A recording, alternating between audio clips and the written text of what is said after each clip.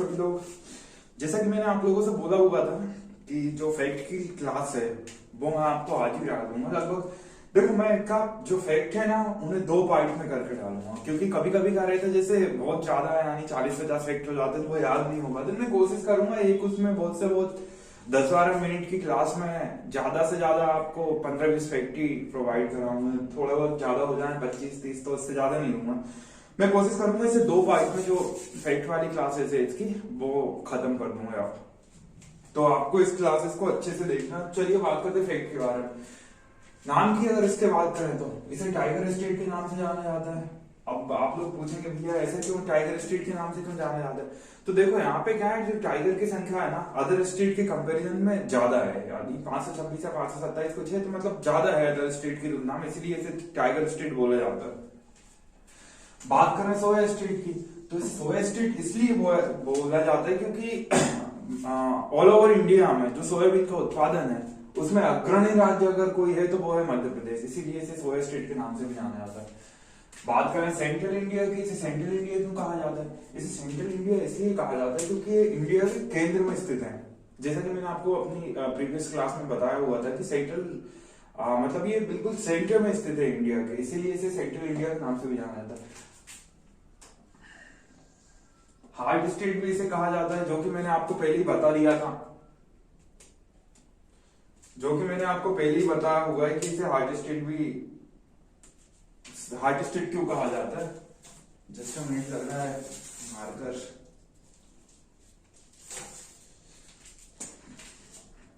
और इसे river state भी कहा जाता है। देखो मध्य प्रदेश में जो नदियां है ना वो कहीं ना कहीं नंबर में बहुत ज्यादा रहती है और अदर स्टेट में भी वो रहती है, इसीलिए इसे रिवर स्टेट के नाम से भी जाना जाता है। अगर इसकी कैपिटल की बात करें तो कैपिटल भैया इसकी भोपाल है। अब कैपिटल तो भोपाल है। भोपाल के बारे में एक इंटरेस्टिंग फैक्ट आपको बताऊं तो ये है कि 1 नवंबर 1956 को जब इसका रिओर्गेनाइजेशन करा गया था तभी भोपाल को कैपिटल बना दिया गया था, क्योंकि पहले ये जो था ना इसके रिओर्गेनाइजेशन की या फॉर्मेशन की क्लासेस में हम लोग पढ़ेंगे कि पहले जो मध्य प्रदेश था उसकी राजधानी जो कैपिटल थी वो नागपुर हुआ करती थी। पर जब 1 नवंबर 1956 में ये इंक्लूड मतलब इसका रिओर्गेनाइजेशन हुआ तो जो नागपुर है वो महाराष्ट्र में चला गया। तो इस हिसाब से कहीं ना कहीं इसे 1 नवंबर 1956 को राजधानी बना दिया गया था। चलिए तो बात करते हैं इसके नाम की। इसे नाम किसने दिया? Who named it? तो भैया इसे नाम दिया पंडित जवाहरलाल नेहरू ने। पॉइंट की बात ये, अगर आपसे ये पूछा जाए कि मध्य प्रदेश का जो नाम है वो मध्य प्रदेश किसने कहा, तो भैया पंडित जवाहरलाल नेहरू ऐसे व्यक्ति थे जिन्होंने इसे मध्य प्रदेश नाम दिया, क्योंकि सेंट्रल में स्थित भी था। स्टेट डे की बात करें तो जैसा कि आपको मैंने बताया कि इसका रिओर्गेनाइजेशन जो है 1 नवंबर को हुआ था, तो 1 नवंबर के दिन ही इसका स्टेट डे है जो मनाया जाता है, राज्य दिवस। और बात करें इसके एस्टेब्लिशमेंट डे की तो देखो 1 नवंबर 1956 को इसका एस्टेब्लिशमेंट डे, मतलब कि इसे जो एस्टेब्लिश करा गया था जो मध्य प्रदेश को, तो 1 नवंबर 1956 को करा गया। पर एक पॉइंट है इसमें, जो एग्जिस्टिंग स्टेट है यानी कि जो वर्तमान में जो मध्य प्रदेश है वो आप देख रहे हैं जब 1 नवंबर 2000 में स्प्लिट हुआ था छत्तीसगढ़ से, छत्तीसगढ़ को जब इससे अलग कराया गया था तो वर्तमान का जो मध्य प्रदेश है वो 1 नवंबर 2000 के हिसाब से उसका मैप है। फ्लावर की बात करी जाए तो इसका देखो हर चीज का कोई ना कोई मतलब स्टेट हो, नेशन हो, तो सबका अपना अपना एक फ्लावर रहता है। तो वैसे इसका भी एक अपना स्टेट फ्लावर है व्हाइट लिली, जिसे सफेद लिली भी हम लोग मतलब सफेद लिली बोला जाता है। सफेद लिली मैं इनके बारे में आपको बताऊंगा कि एक्ट कब आया और कब वो आगे की क्लासेस में मैं आपको बताऊंगा। अगर एनिमल की बात करें, मतलब राज्य की जो एनिमल की बात करें, राज्य एनिमल की, तो वो है स्वाम्प डिगर, जिसे बारहसिंगा बोला जाता है। और हिंदी में इसे बोलते दलदलीय हिरन, ऐसा कुछ इसे बोला जाता है, मेरे को नाम याद आ नहीं रहा क्लियरली, तो बारहसिंगा समझ लो आप लोगों को। तो फ्लावर जो है इसका है व्हाइट लिली, सफेद लिली और सफेद लिली का फूल। और एनिमल की बात करें तो ये स्वाम्प डिगर, बारहसिंगा। अब स्टेट बर्ड भी है इसका एक, जिसे हम पैराडाइज फ्लाई कैचर बोला जाता है। पैराडाइज फ्लाई कैचर इंग्लिश में बोला जाता है, हिंदी में इसे दूधराज या शाही बुलबुल के नाम से जाना जाता है। यानी कि पैराडाइज फ्लाई कैचर जो है इंग्लिश नेम है, उसे हिंदी में दूधराज या शाही बुलबुल के नाम से जाना जाता है। स्ट्रीट ट्री की अगर बात करें तो बनियान ट्री, और इसे हिंदी में बट वृक्ष बोला जाता है। बोले तो बरगद का पेड़, बरगद का पेड़ जो है इसका स्ट्रीट ट्री है। और अगर डांस की हम लोग बात करें कि डांस स्ट्रीट डांस कौन सा है, तो भैया राई इसका स्ट्रीट डांस है। और अगर ड्रामा की हम लोग बात करें तो स्ट्रीट ड्रामा, स्ट्रीट का नाट, तो वो है भैया मार्च। और अगर स्पोर्ट की बात करें तो देखो जैसे नेशनल स्पोर्ट है हॉकी, वैसे ही इसका भी एक अपने स्पोर्ट है मलखम।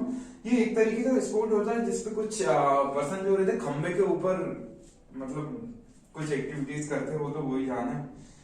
क्रॉप की बात करें तो सोयाबीन, जैसा कि आपको सोया स्ट्रीट यहाँ दिखाई गया था, सोया स्ट्रीट एक्चुअली में इसलिए बोला जाता है क्योंकि स्ट्रीट में सबसे ज्यादा रहता है, उसी के अकॉर्डिंग इसे सोयाबीन स्ट्रीट फसल के नाम, स्ट्रीट राज्य की जो फसल है वो सोयाबीन है। लैंग्वेज की बात करें तो प्रिंसिपल लैंग्वेज यहाँ की हिंदी हुआ करती है, मतलब प्रिंसिपल लैंग्वेज हिंदी है। और सॉन्ग की बात करी जाए तो मेरा मध्य प्रदेश इसका एक अलग से सॉन्ग है, जैसे अपने राष्ट्रगान राष्ट्रगीत होते हैं वंदे मातरम और जन गण मन, तो ऐसे इसका जो स्टेट सॉन्ग है वो है मेरा मध्य प्रदेश, जो कि महेश श्रीवास्तव ने कंपोज किया हुआ था या रचयिता है इसके थ्रू भी। अदर लैंग्वेज की बात करें तो यहाँ उर्दू और अदर रीजनल लैंग्वेजेस जो है वो बोली जाती हैं। तो ये कुछ फैक्ट है मध्य प्रदेश के बारे में जो आपको याद होने चाहिए। ये पार्ट 1 था मध्य प्रदेश के फैक्ट का, जो मैं आपको अभी लेके आऊं ताकि आपको जो है ज्यादा दिक्कत ना हो। इतना से याद करने में आपको कुछ नहीं आएगा, वो तो 10 मिनट का टाइम देके आप इसे आसानी से याद कर सकते हैं। और यूट्यूब पे जो वीडियो डाली आएगी उसे बार बार आप लोग देखेंगे। तो मेरा मानना है कि इतने अगर एक पार्ट में मैंने आपको इतना सा बताया हुआ तो ये आपको एकदम आपके दिमाग में चला जाएगा, उसके बाद आपको भूलोगे नहीं आप, मुझे ऐसा लगता है। तो इसलिए मैं आपको बता रहा हूँ पार्ट 1 है। पार्ट 2 में मैं आपको इसके जो भी फैक्ट हैं थोड़े बहुत बचे हुए हैं पुलिस डिपार्टमेंट को लेकर, तहसील वगैरह ये सब कितने का है, तो ये सब मैं आपको अगले उसमें बता दूंगा अगले पार्ट में। तो एक बार फिर से मेरे साथ रिवाइज करें।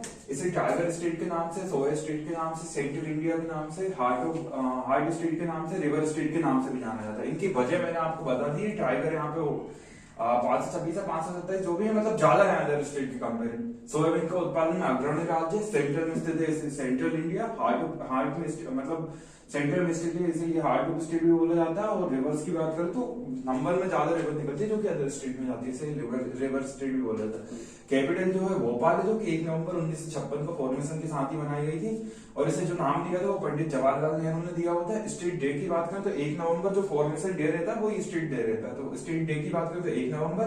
अगर स्टेब्लिशमेंट डे की बात करी जाए तो 1 नवंबर 1956 है। पर एक पॉइंट ये है, एग्जिस्टिंग जो स्टेट है, वर्तमान में जो स्टेट का मैप है या जो भी है, तो वो 1 नवंबर 2000 के हिसाब से है क्योंकि 1 नवंबर 2000 को छत्तीसगढ़ अलग हुआ। फ्लावर की बात करें तो व्हाइट लिली, सफेद लिली। और एनिमल की बात करें तो स्वाम्प डियर या बारहसिंगा। और स्ट्रीट बर्ड की अगर हम लोग बात करें तो पैराडाइज फ्लाई कैचर है, जिसे हिंदी में दूधराज या शाही बुलबुल भी बोला जाता है। स्ट्रीट ट्री की बात करी जाए तो बनियान है, बट वृक्ष या बरगद का पेड़ आप नॉर्मली भाषा में बोले जाते हैं। स्ट्रीट के जो डांस है वो राई है। और स्ट्रीट का जो मतलब नाटक या ड्रामा है वो मार्च है। स्पोर्ट्स की बात करें तो हर स्ट्रीट का अपना अपना स्पोर्ट रहता है, वैसे इसका स्पोर्ट है ये अपना मलखम। और क्रॉप की अगर बात करी जाए तो क्रॉप इसकी सोयाबीन है, जैसा कि इसे सोया स्ट्रीट बोला जाता है सोयाबीन के अग्रणी उत्पादन के लिए, तो इसे सोयाबीन जो है स्ट्रीट क्रॉप है। लैंग्वेज की बात करें तो प्रिंसिपल लैंग्वेज यहाँ की हिंदी है, मतलब ज्यादातर जो ट्रांजेक्शन होते हैं वो हिंदी में होते हैं। और सॉन्ग की अगर बात करें तो मेरा मध्य प्रदेश यहाँ का सॉन्ग है, जो कि महेश श्रीवास्तव ने कंपोज किया हुआ था। अदर लैंग्वेजेस की बात करें तो उर्दू रीजनल लैंग्वेज है, कई क्षेत्रीय बोलियां भी बोली जाती है, वो यहाँ की अदर लैंग्वेजेस हैं। तो ये पार्ट 1 देखो कंप्लीट हुआ फैक्ट का। अब पार्ट 2 में आपको लेके आऊंगा, वो भी शायद आज अपलोड कर दूंगा या मतलब एक दिन बाद कर दूंगा, जैसा भी मेरे को लगेगा। तो उन्हें मिलाकर और इन्हें मिलाकर जो फैक्ट है वो बहुत ज्यादा इंपॉर्टेंट फैक्ट हो जाते हैं, वो आपको पता होना चाहिए।